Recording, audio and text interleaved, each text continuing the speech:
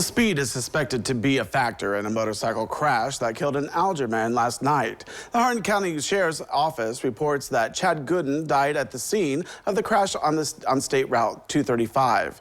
Officials say he was not wearing a helmet and was ejected from his motorcycle. The Sheriff's Office reports the 911 call came just after 10 p.m. of a motorcycle crash. The investigation revealed that Gooden was traveling northbound on 235 and left the west side of the road. The crash remains under investigation.